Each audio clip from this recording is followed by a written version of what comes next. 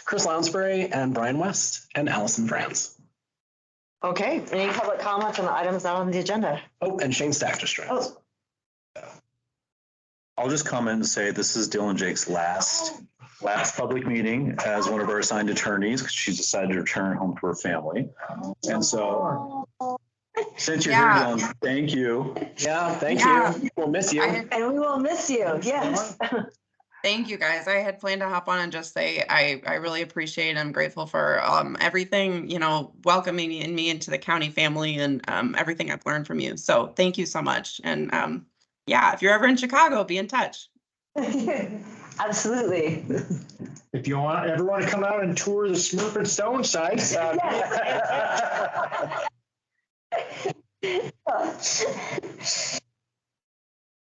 Progress will be made. It'll be worth the tour, Dylan. I will be checking in. Consent agenda. Well done for coming in way under budget so we can return some money to the Army Corps. Do we want to do a public comment on agenda item? Oh, I'm sorry, that was, Or was that it? I thought Dylan was the only one, sorry. Okay. I had to take the opportunity one, sorry. Yeah. Any other public comment? Sorry, okay, now consent agenda. I move that we approve the consent agenda. Okay, second, any further discussion on the consent agenda? Okay, all in favor? Aye. Shane Stack.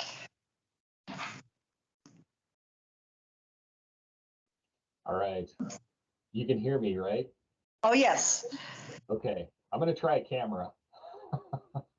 We'll see if it derails me. We kept meaning to say that we're gonna have I gave it to someone Ken. take care of that. I passed it on to Ken yesterday. So he's gonna work with Shane, see if they can get it to work better. All right. So my camera works, I'm assuming. Yes.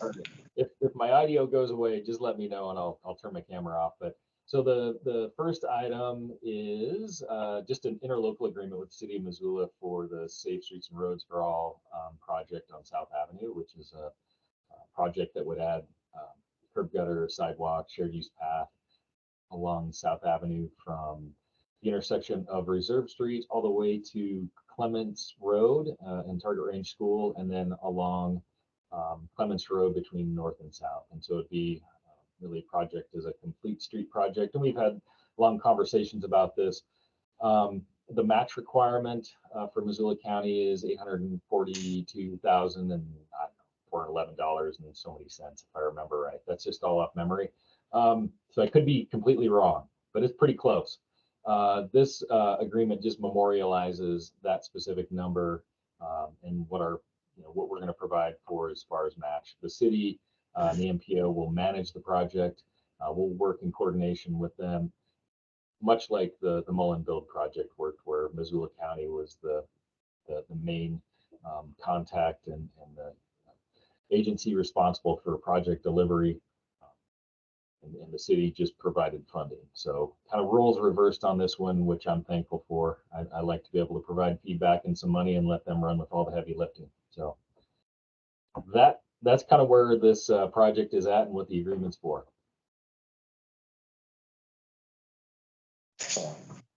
Let's do it. I move that we approve the interlocal. Second, any further discussion? Okay, seeing none. All in favor? Aye. Thanks, Shane. Correspondence. And I think Shane's got this one, yeah. Yeah, and I think Oh, I've got yes. this. Yeah. Yeah. Oh, now you're on. Audio, Shane. Frozen you.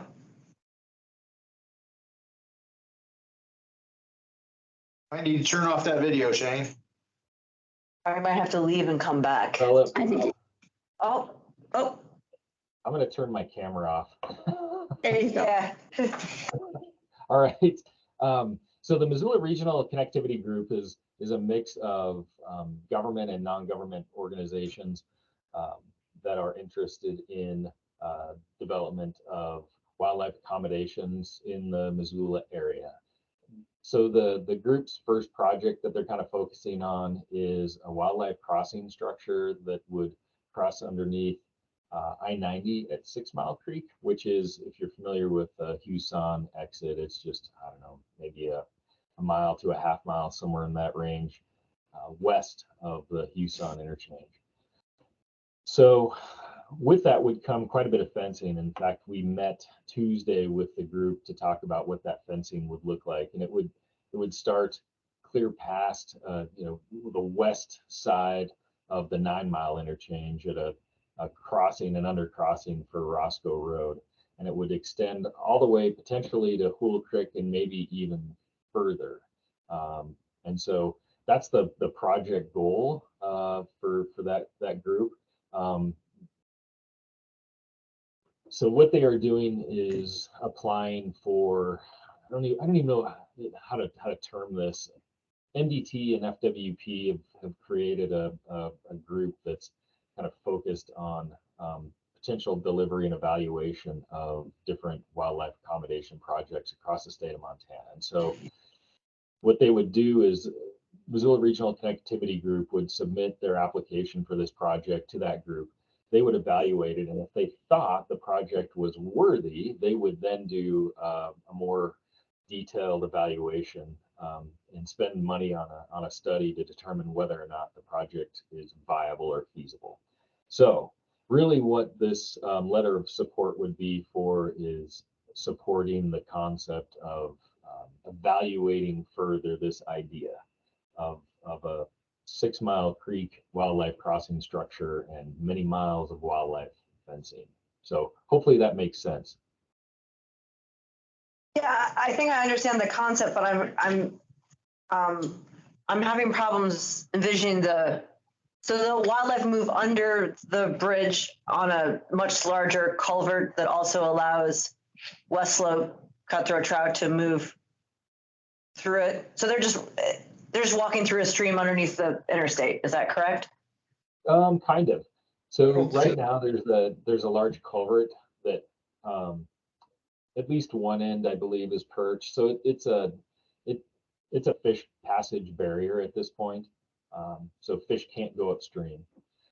Shane, you're talking about other potential measures that would be taken, not just the culvert, right? Oh, I thought this was the whole project. Like, I thought there was just like a space underneath the. I don't think so, because I don't think there's any elk traveling through this culvert. That's what I was wondering. They're Okay. going over the interstate. No, hang on, Dave. Oh, they actually are going through the culvert. Yes, there are elk that travel through and get hit. They're not traveling through the culvert. They are crossing. Okay, I didn't think so. And there are other ungulates and also critters like bears and mountain lions and all those types of animals too that we want to consider. So beyond the fish passage benefit, it's not a culvert that would be constructed. We would remove the culvert, or I shouldn't say the project would remove the culvert and construct bridges where the culvert is today. So you'd have two separate interstate bridges with a large enough opening to accommodate not only wildlife, but also a stream that would carry the fish. So I would definitely, I'd be happy to share some of the images that they shared on Tuesday, if I can get my hands on them. And we're going to talk more about this on Monday too. So this is going to be this is going to be our public works item on Monday morning. I've got some folks from MDT scheduled. I don't know if they're going to be able to attend, but more of the Missoula Regional Connectivity Group folks will be there to talk about maintenance.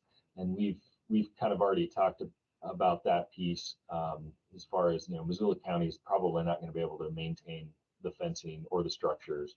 And so how does that work for MDT and the project? So at this point, all I need is a letter saying, yeah, this is a good idea to further evaluate the concept.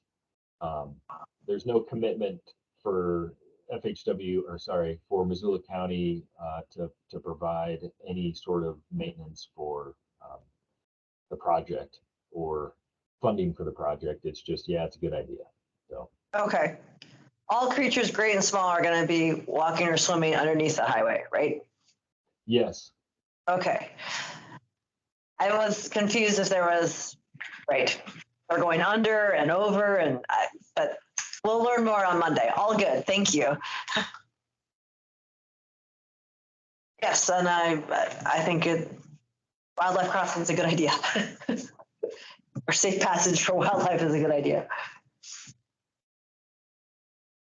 Okay, next update on Lot versus Missoula County.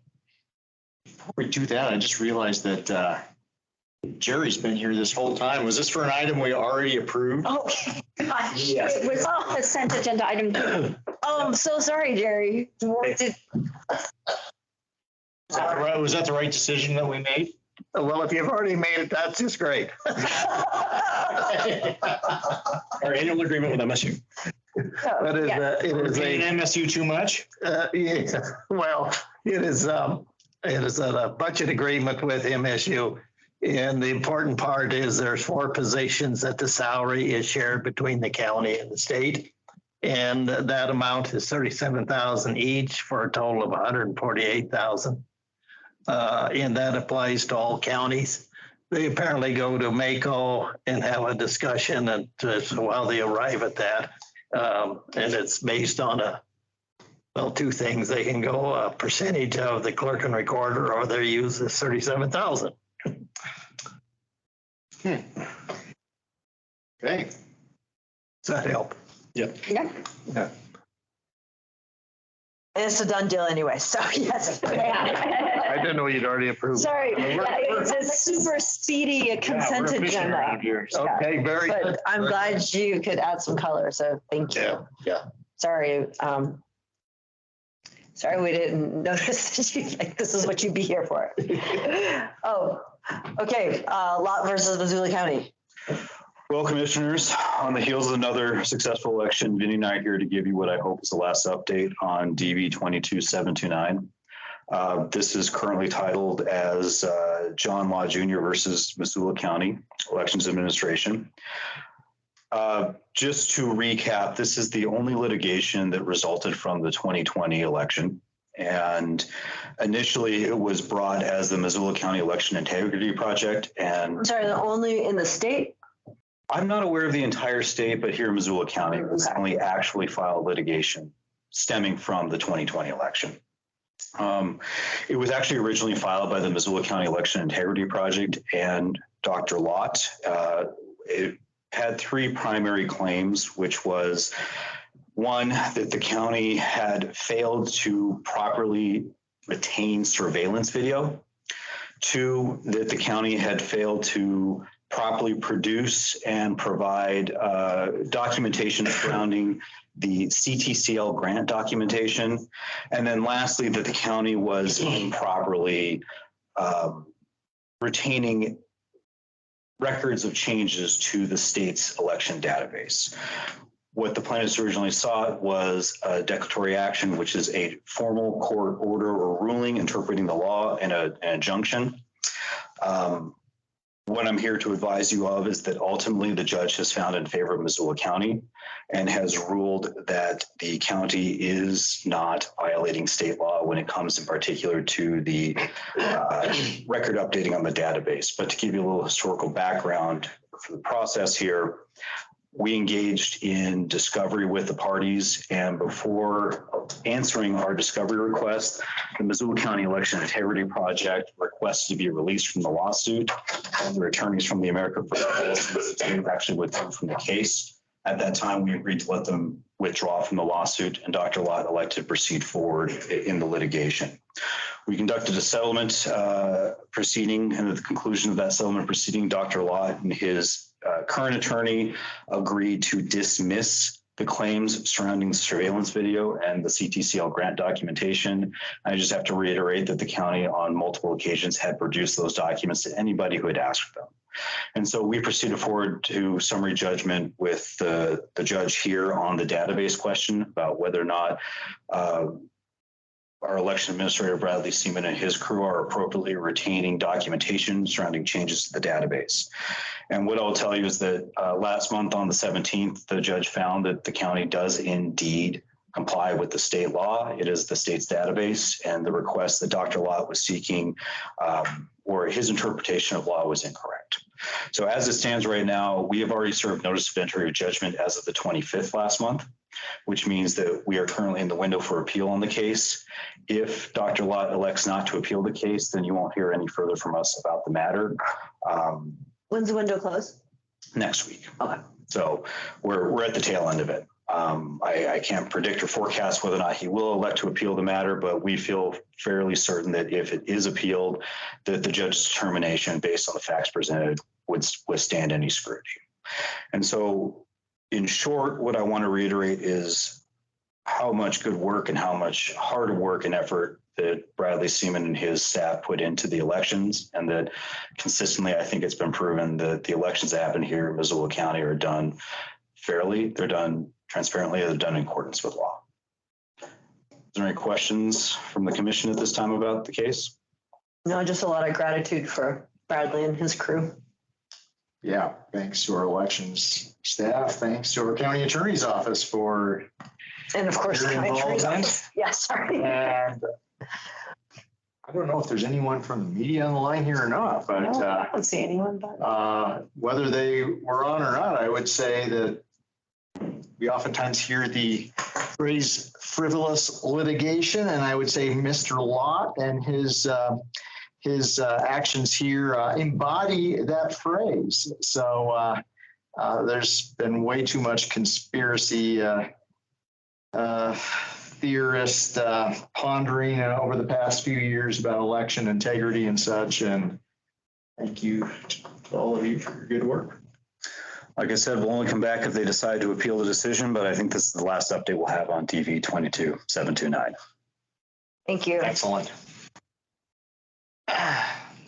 Final nail in the coffin. Yes. Upcoming events, invitations. Okay, have a great Thanksgiving. No, oh no, Annie's raising her hand. Oh, no, We I have just one said more. goodbye. So we're back on Tuesday, right? For the last one, or are we done until Thanksgiving? You're done till after Thanksgiving. Okay, have a great Thanksgiving, everyone. All right.